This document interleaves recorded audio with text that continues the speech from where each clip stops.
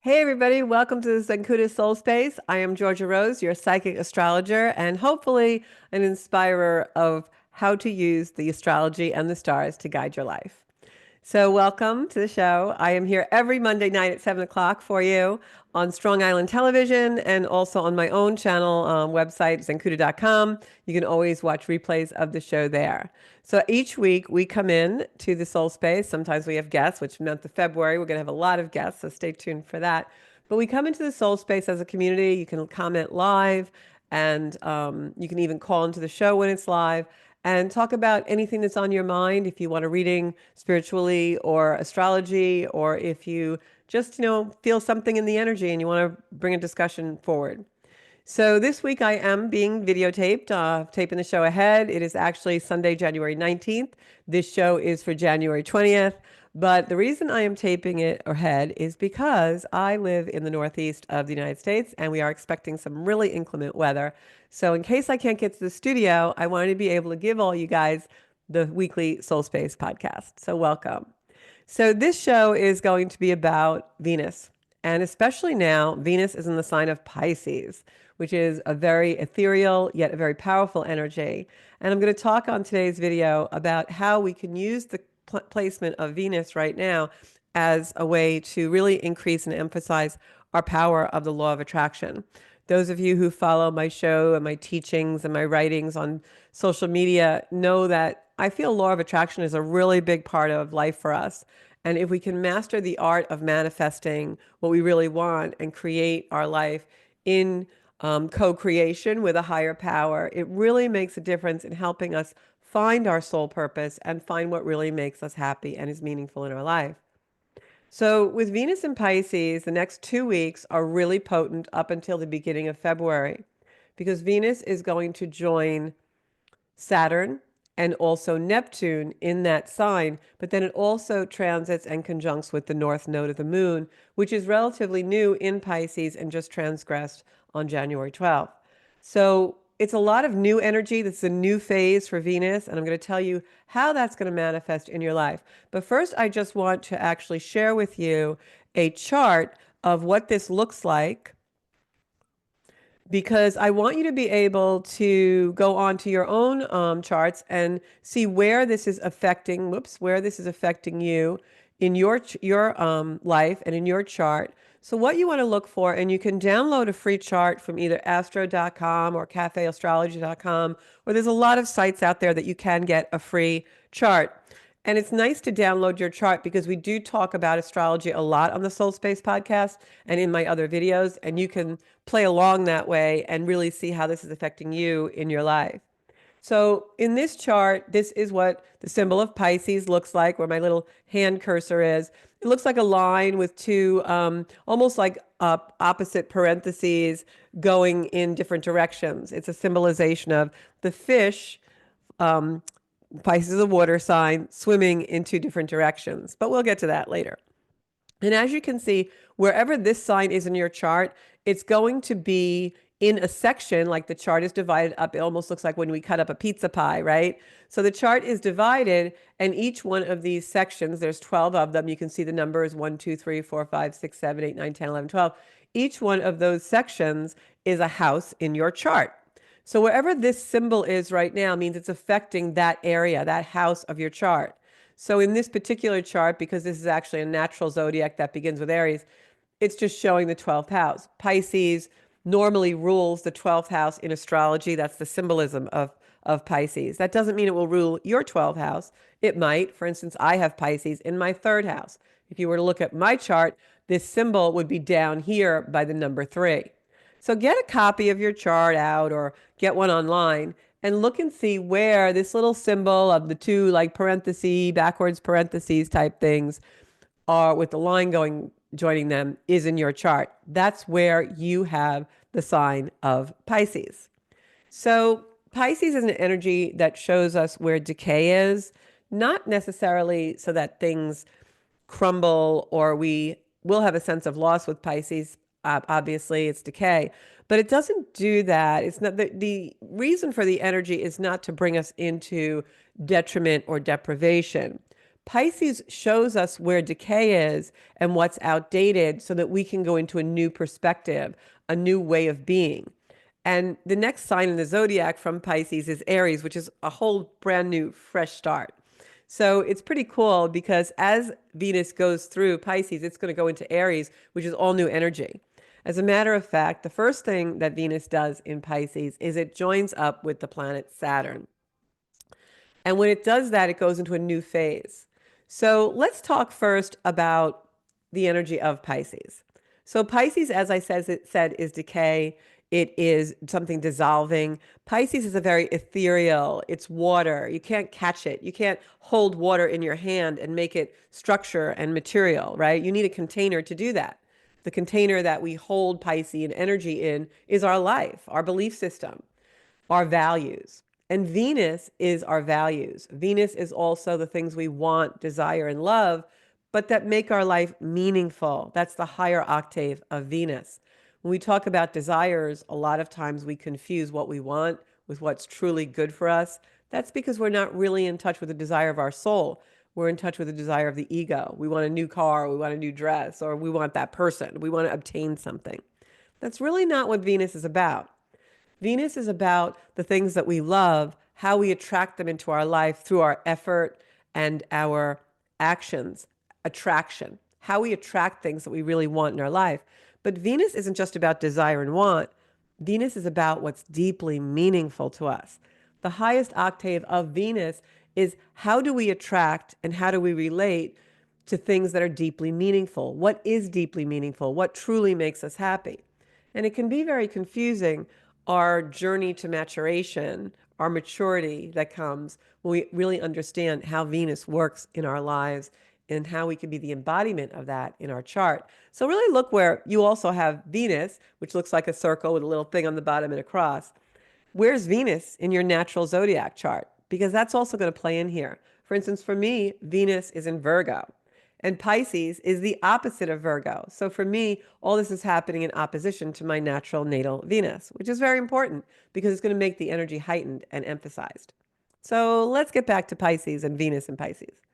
So Pisces is that energy of showing us what is decayed, what's outdated. And oftentimes Pisces does this by dissolving something. And that makes us feel like we're floating. We no longer have the boundary. We no longer have the thing that we thought was tethering us.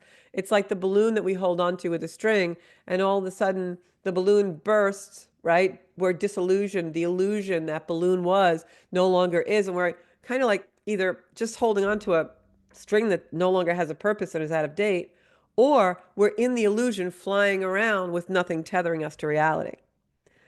When Saturn hits Venus and they're together in the sky in Pisces these next couple of weeks, what happens is Saturn gives structure to our Venus. It's a reality check. It's those things we love and desire, that red balloon that we're got on the string and we're looking up at and we love is suddenly cut loose.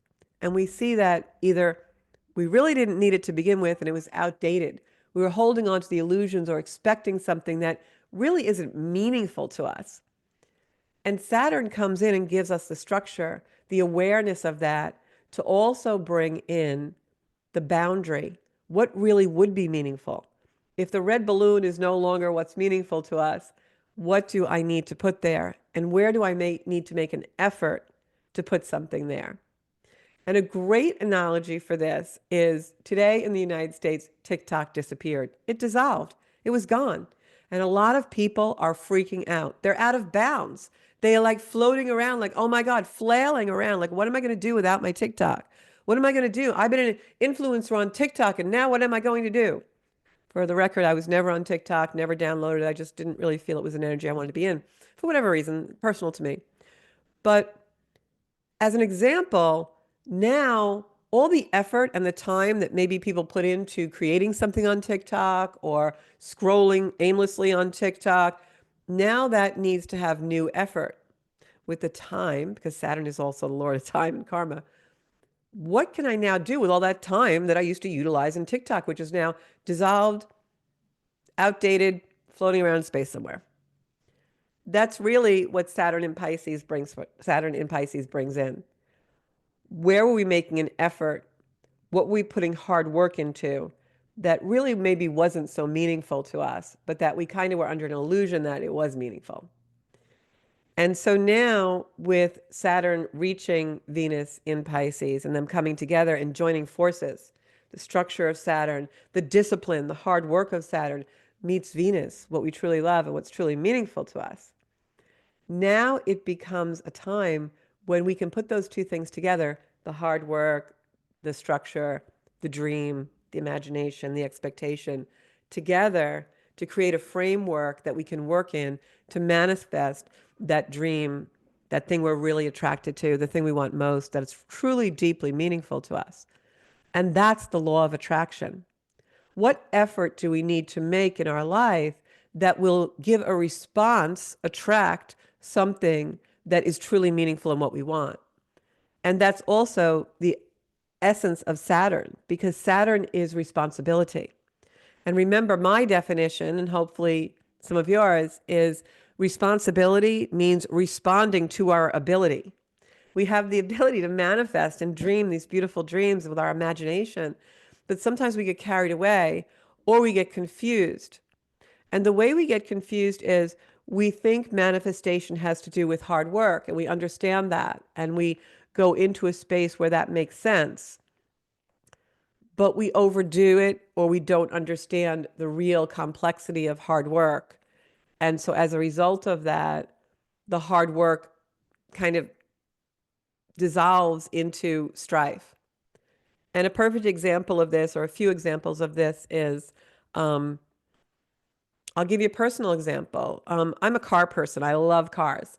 And I love fast cars. I love sports cars. I love all kinds of cars. I just love my love of cars and things that go fast, even fast boats and anything. I love that. It's adrenaline rush. I love to ride on the back of my boyfriend's Harley.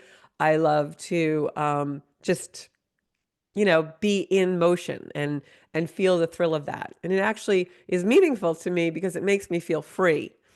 And that originated from my older brother, Michael. Shout out to you.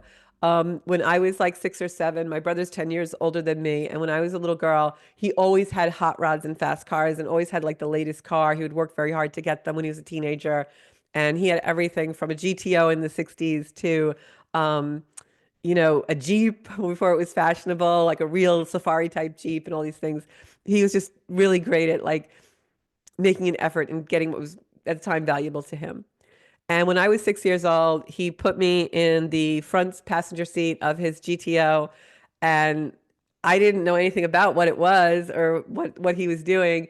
And all of a sudden, he sped down the block, hit the gears, and my little head went back in that seat, and I was hooked on fast cars for the rest of my life.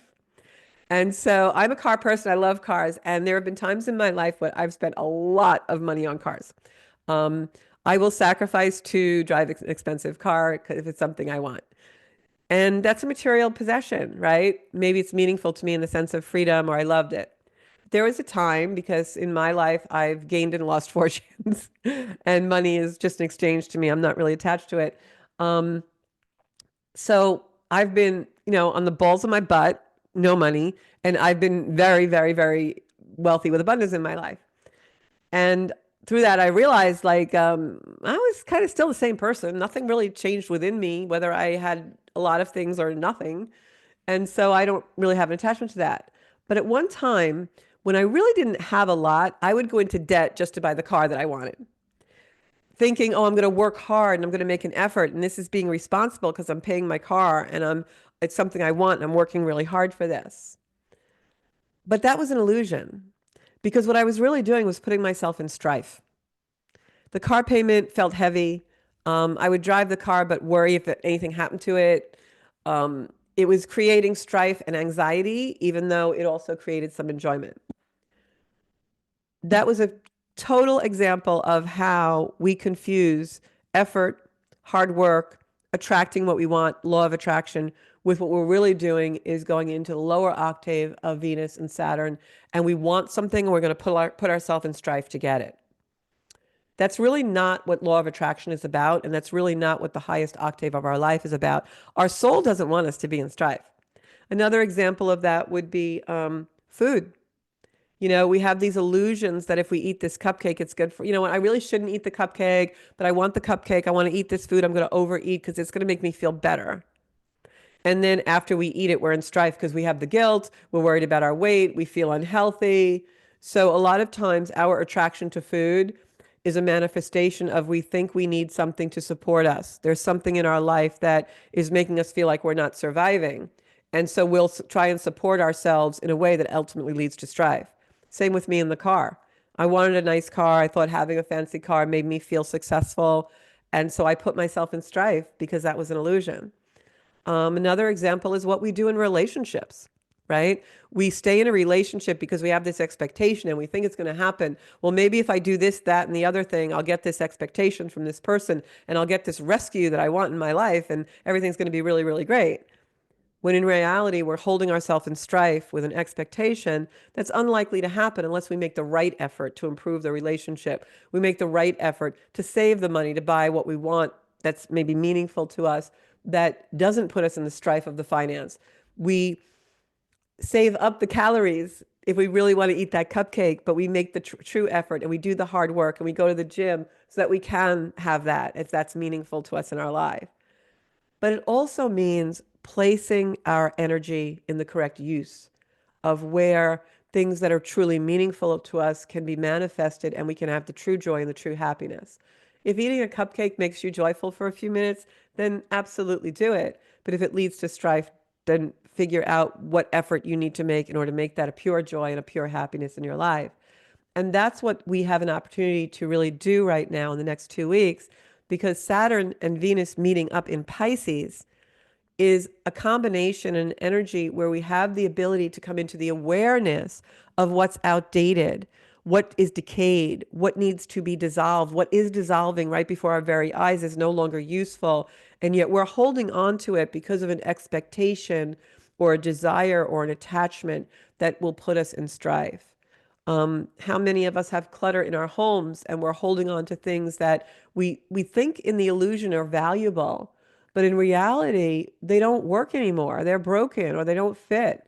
The dress in the closet that we're not going to squeeze into ever again because we're not 35. You know, the blender that doesn't work, but you keep it because you just think it's nice, or it just takes up space in the closet that could be used for a new blender, but you're attached to this. And I can relate to that because I got this really fancy, like, magic bullet blender thing that's a food processor and a blender and all this stuff over Christmas because I really wanted it. And the half broken Sears Kenmore bought in the early 90s blender is still in my closet because I'm like, oh, but it's my Kenmore 1990s blender. It doesn't even really work. That blender is doing nothing for me. It's really not that meaningful. It's just an illusion of an attachment that blender is going to bring me back to some time when I was a little more innocent, right? It's not. Unpack the new blender, put it on that space, make the effort. So where is it that the dissolution, the disillusionment is occurring right now? And it can be heavy. It can make us a little depressed because Saturn can do that. But it's doing that so that we're become into the awareness of, wow, this is dissolving. Maybe it's dissolving a little bit because I really didn't make the effort to do the right thing, And I will tell you, my Sears Kenmore blender, the container that we put the liquid in, is held together with a piece of electrical tape. So obviously, I should have made a little more effort to get a new blender earlier than I did. But I'm just kind of making it a silly story. But on a deeper, more meaningful level, what are the things that you need to let go of? What's dissolving right before your very eyes? For us in the United States, tomorrow's Inauguration Day. I see a lot of things still online. I even had someone who was on one of my social media say, I can't cope with this. I can't do this. I can't have this, um, this, inauguration, this, what do you call it? This government. And my question would be, well, instead of putting yourself in woe and strife, where do you need to make an effort to make it palatable if that is how you feel? I'm always full of hope and optimism, regardless of the change. I try to go into the higher octave. Don't always succeed, but I really try. So obviously, there's good things that are going to come from this. There's good things that have come from every single administration. and bad things too, good things, bad things, that's the world goes around. But just for a little side info, this particular thing that we're talking about in Pisces, Saturn and Venus meeting up in Pisces and also heading towards the North Node and Neptune, is happening in Donald Trump's chart in the seventh and eighth house.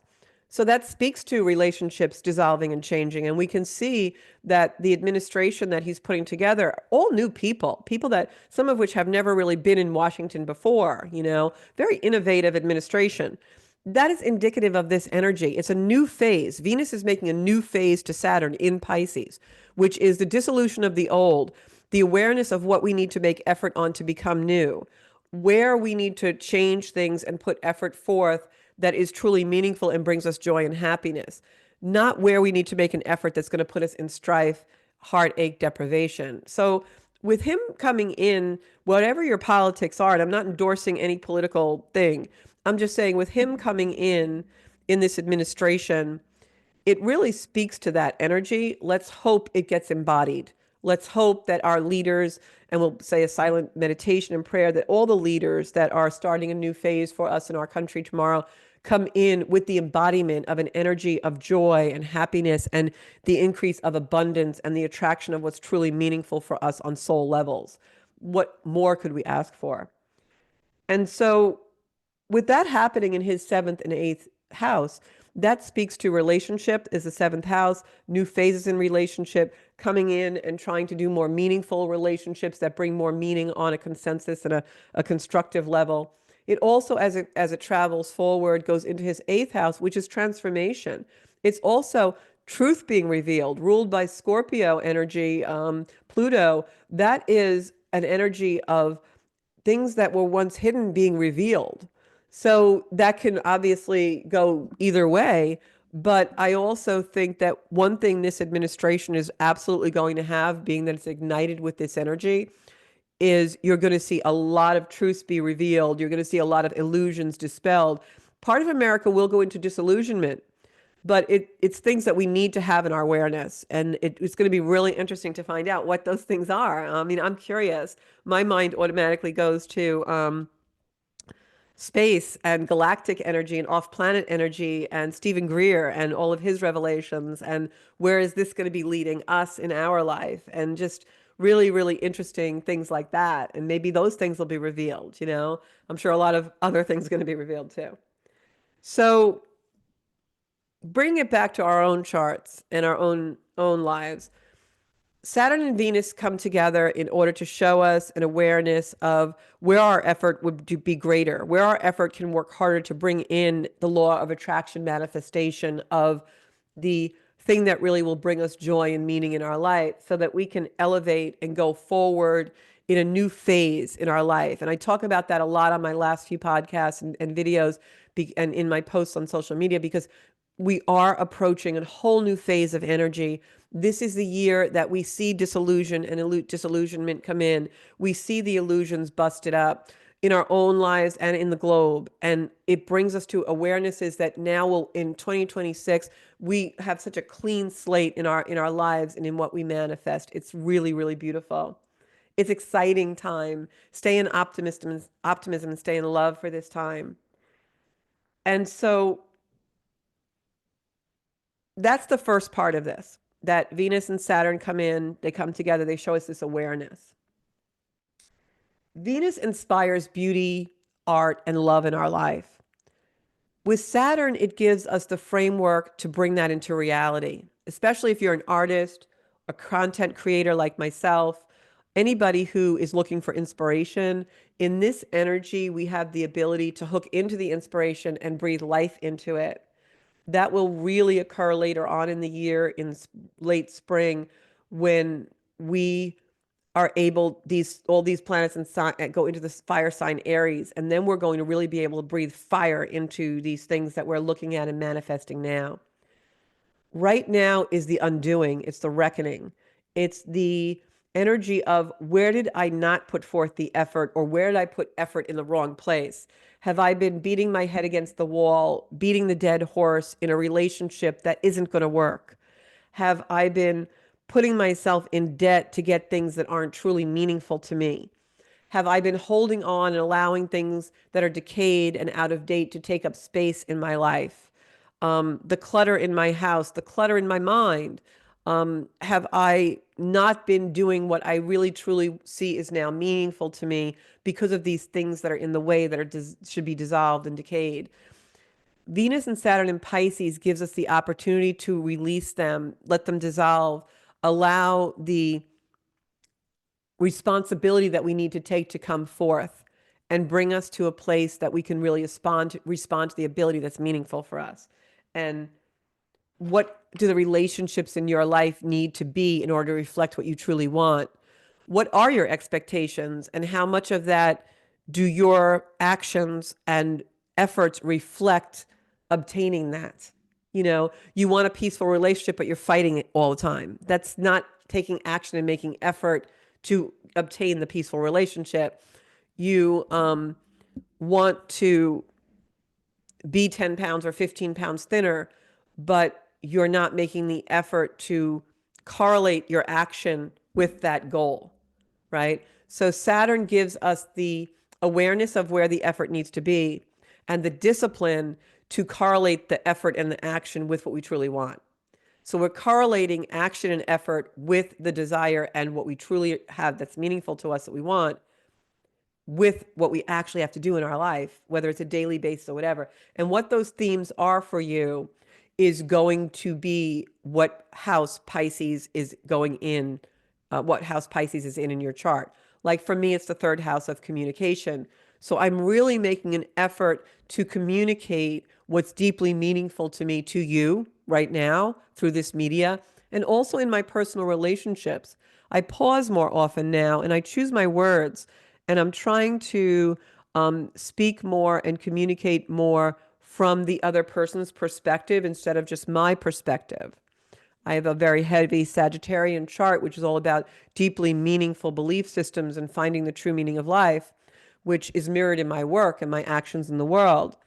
And the effort that I bring forth to Zenkuda and creating this platform of what is deeply meaningful. And I want to inspire others to find what's deeply meaningful in their own lives.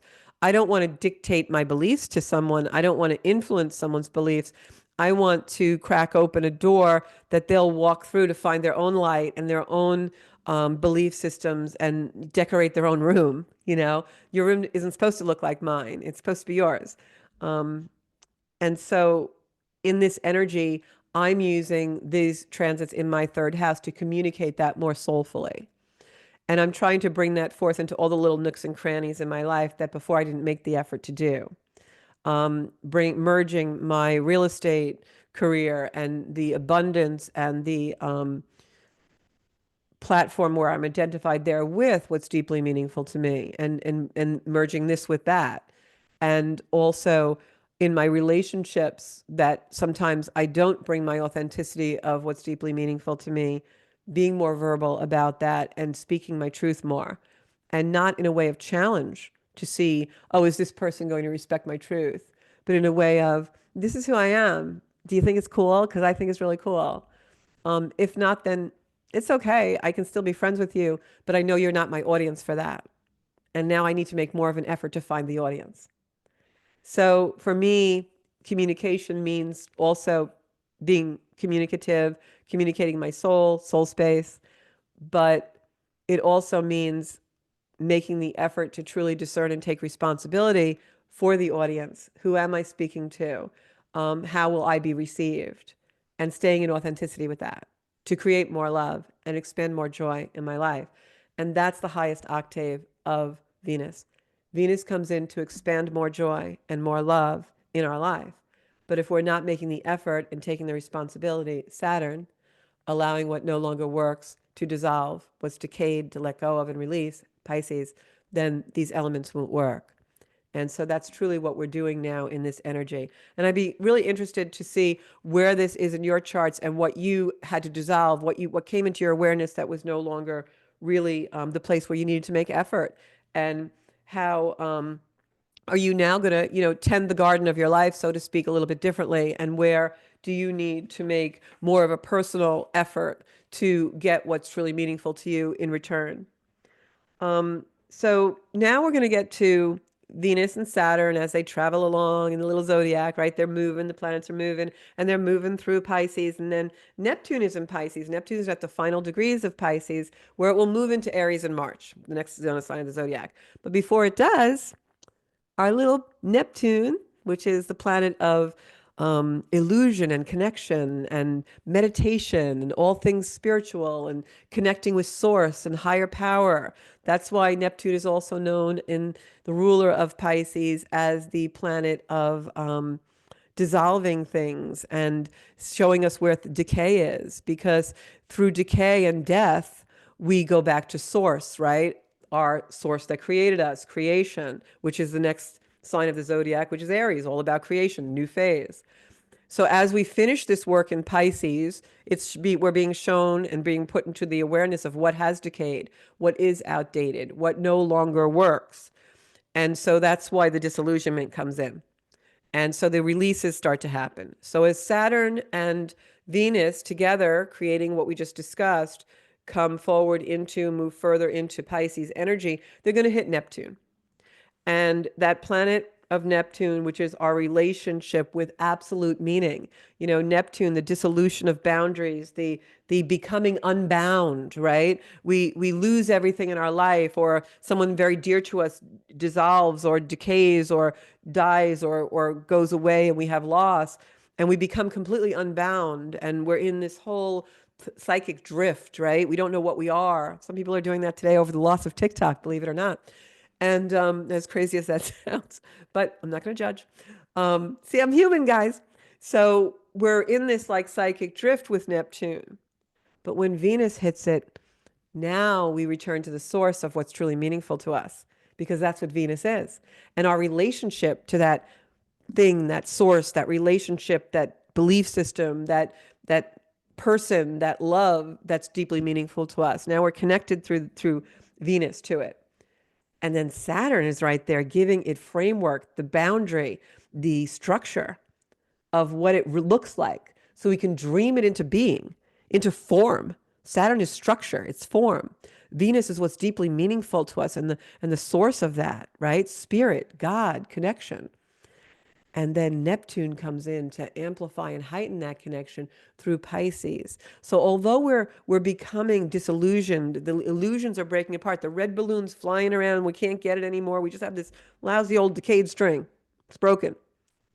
But now what's in our imagination, what comes up from the surface is deeply meaningful.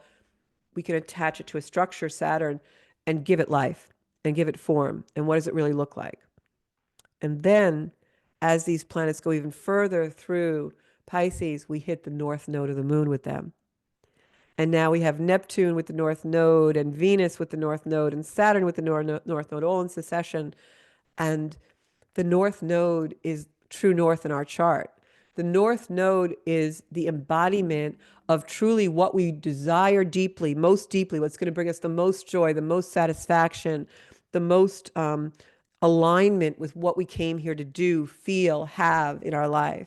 And that doesn't have to be a grand gesture. It doesn't mean you're going to, become a star or a guru, or it means that your life is going to be joyful and you're going to be in alignment with it, whatever that is for you. I oftentimes use the analogy of I love the blueberries in my cereal every morning. I just love them. I think they taste so beautiful, and they're delicious, and they're making me healthy. And I just every day love my blueberries. It brings my life to a higher level. Okay. Who knew blueberries, right?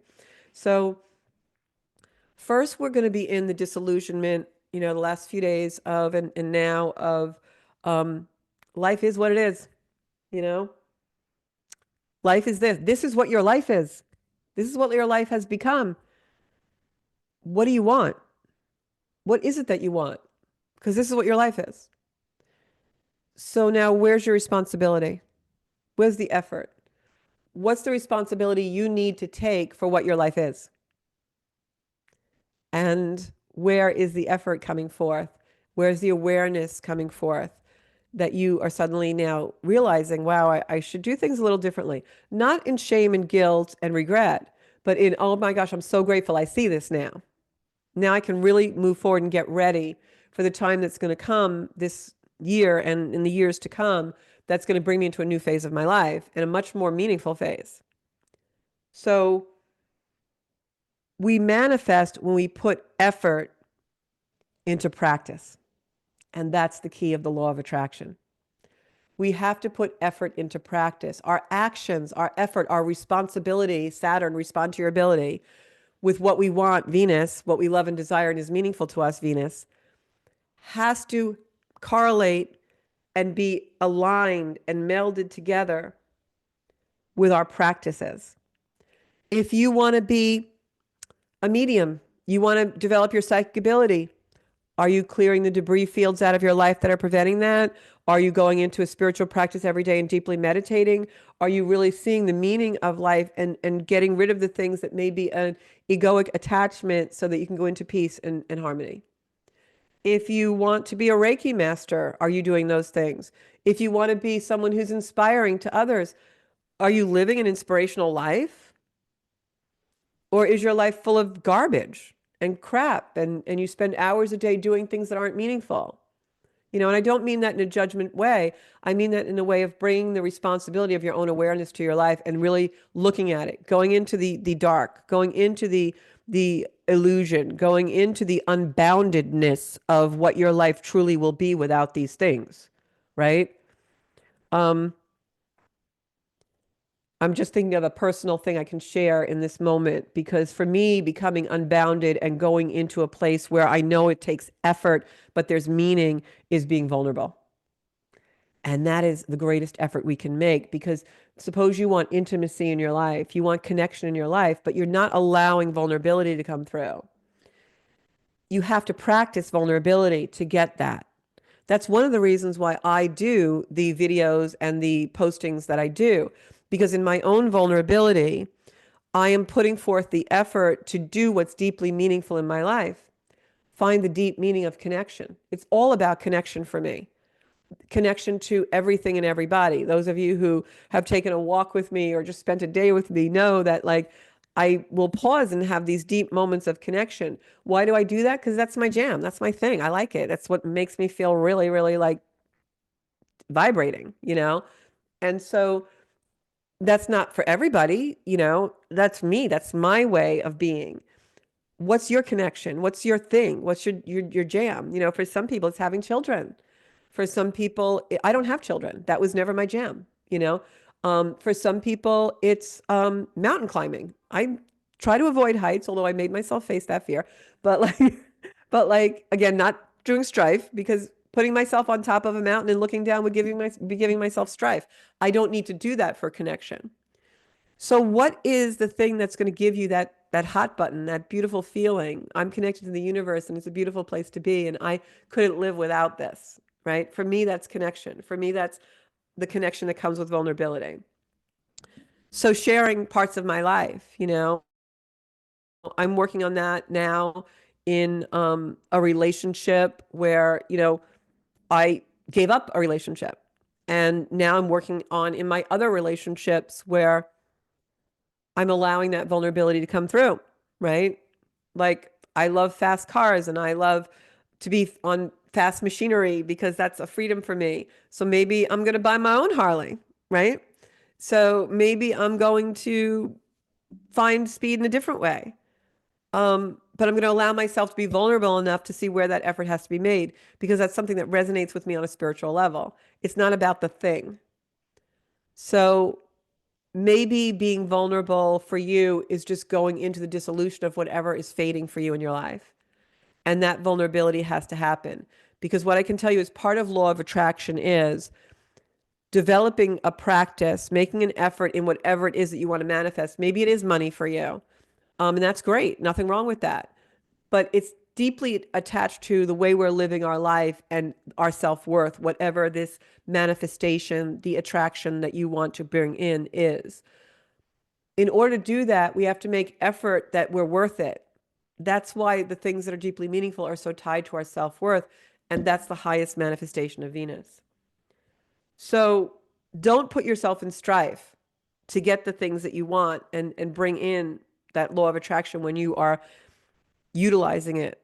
Because if you put yourself in strife to get something, even if it's something deeply meaningful to you. Like if I worked 20 hours a day at my content or Zenkuda or real estate or whatever, and I worked 20 hours a day at that and made myself sick, that's not putting forth the right effort. Putting forth the right effort aligns with the worth of yourself to have those things and know that you're worth it. So remember that, because a lot of times we get confused and we go into strife. So we have to, through effort and practice and self-responsibility, put forth the action of law of attraction. So don't put yourself in strife. Don't hope and dream. Oh, it's going to happen. I know it's going to happen. I'm hoping. Well, what are you doing to make it happen? Are you networking? Are you making connection? Are you getting rid of the things that take up space that prevent or restrict you from doing it? Because Venus and Saturn right now are in a place where it's a completely new phase of energy. So the more we can put forth to clear out and bring newness into our life and make new effort, the more this is really going to work for us. Just looking down at my notes, I'm sorry. Because I want to conclude. So the North Node is our spiritual alignment. It is something that's meaningful and precious to us. Where we're the thing that we were brought in and ignited. You know, life was breathed into us when we were born for a reason. What was it? We know it through the chart. So I can do this through a reading. If you want a reading, zenkuda.com. But sometimes when we have a sky like this and Saturn is going to reach the North Node, it can get us stuck. It can make us in a rut. And it can make us in a rut either because we can't access our discipline to move forward, or we have so much discipline that we're putting ourselves in rigidity and we're not really getting what we truly want. You know, a perfect example is people who diet too hard and make themselves sick. That's being rigid, right? Or someone who has a very rigid religious belief and they're, you know, flailing or like, you know, I'm sorry, not flailing. Someone has a deep religious belief and they're a martyr and they're miserable, but they're abiding by all of the things that this religious belief tells them they have to do, you know. That's taking Saturn in an extreme rigidity and making ourselves get confused in the discipline of something, and it'll put us in a rut where we can't move out of that energy. And so it's very important to spend time in quiet reflection, go out in nature, which will ground us in the Piscean energy of source and creation, Aries, where we're headed to. Through nature, we also see the natural cycle of Pisces going into Aries, death, rebirth, Scorpion energy, Pluto, which just went into Aquarius, also in a new phase. This is the culmination, death of rebirth. So where in nature do we see that? We see that yesterday I took a walk and I noticed that the pond by me was iced over and the fish go into hibernation, right? So I always think of that, the fish are down there plotting and planning their new life, what they're going to do when the lake isn't frozen anymore, and they're gathering all their stuff in their little fishy brains to find out what they're going to be doing in the spring when they can have all that beautiful place to be happy, right? A very Piscean thing. They're floating right now. They're kind of like in a psychic drift. They're just, you know, in the dark, right? But then they're going to in spring come out into the light and be beautiful little fishies all over again. Well, that's the cycle of life. And so there are things in nature all around us that show us that, you know. I love to go to the park by my house and feed the deer because I always feel like they need me and they need nourishment in the wintertime. So I'm sustaining the cycle, right? So there are symbolisms all around us in nature. And if we can go into nature and reflect, or go into meditation and reflect, in those reflections, we find where the effort needs to be, and we find the connection and the correlation of our happiness, of our meaning. But first, we have to be in that reflection, in that quiet time in order to find it. So just remember that. And that's why we do the nature moments.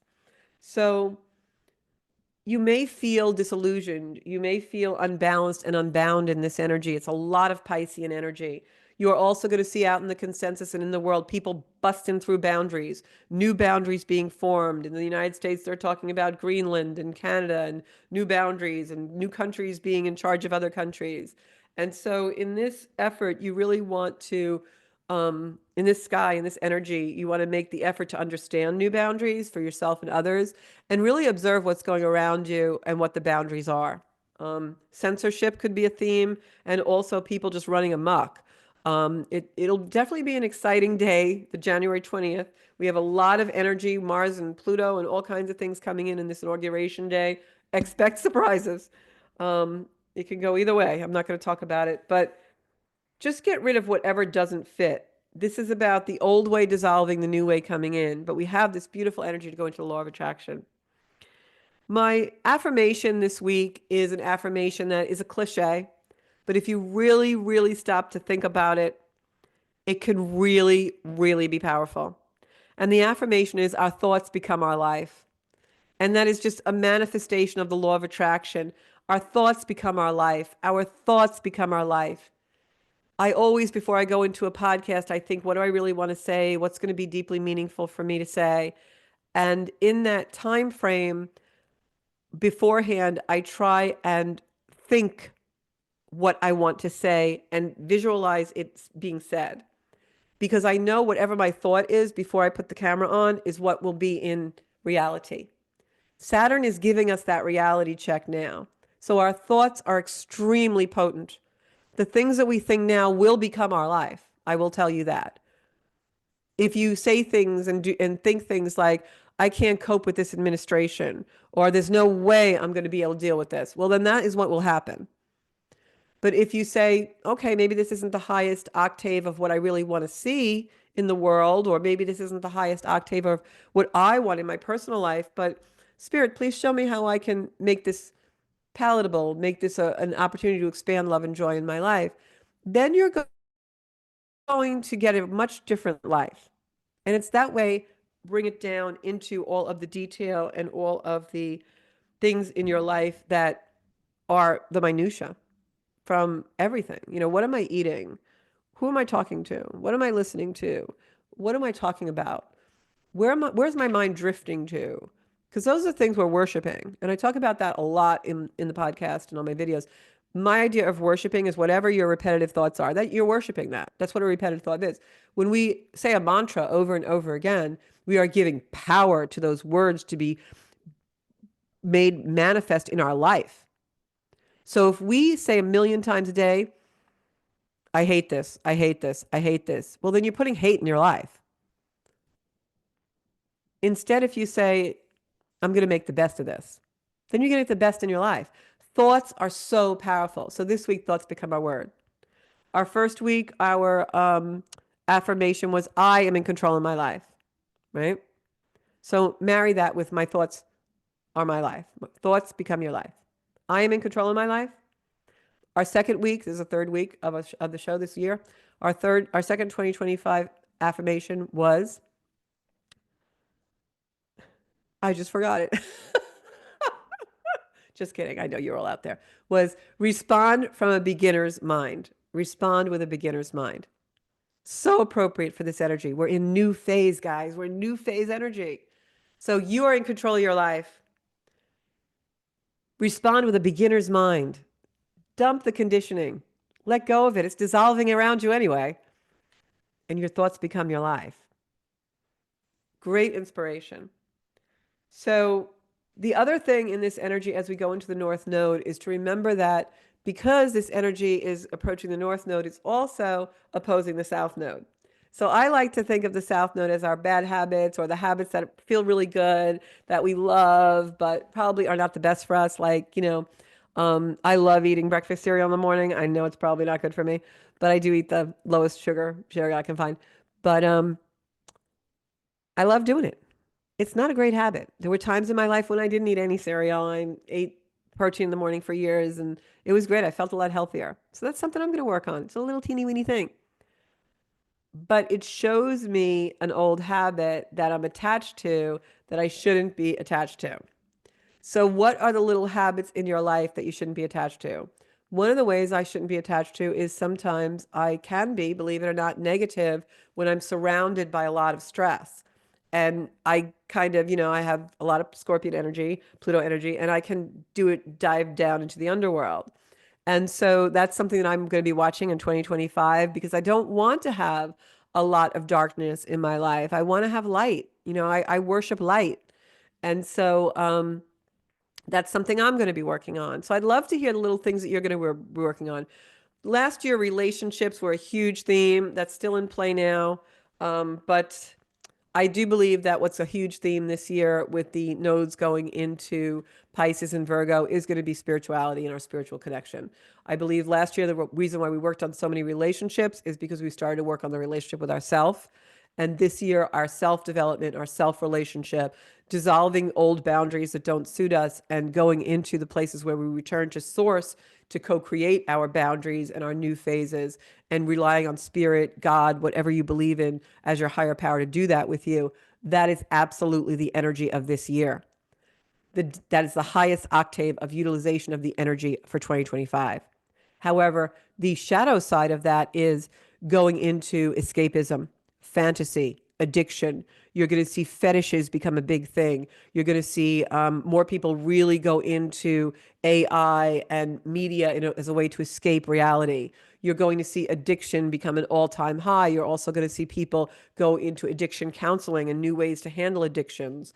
Think about what your addiction is. Are you addicted to TV? Are you addicted to exercise? Are you addicted to food, drink, sex, whatever? Those will really come into the awareness this year. Um, are you addicted to arguing? Are you addicted to using, pushing the limits, whatever? That's really going to come into the forefront depending on where Pisces is in your chart.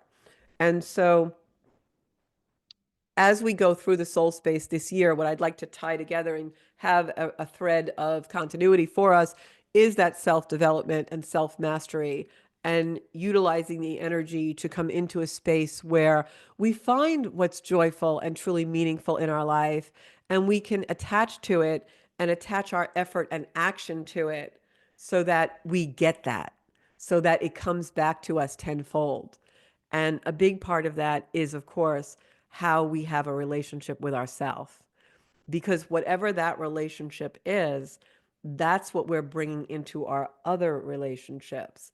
And so, do we talk nicely to ourselves? Do we manifest in ourselves a place where we are nurtured and we are supported and we have ourselves first?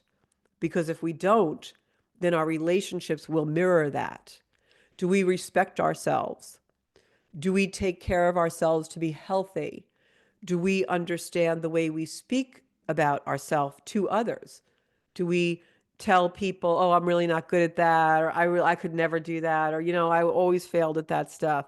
Well, then that's how people will see you and relate and act to you. So how do you relate to the self?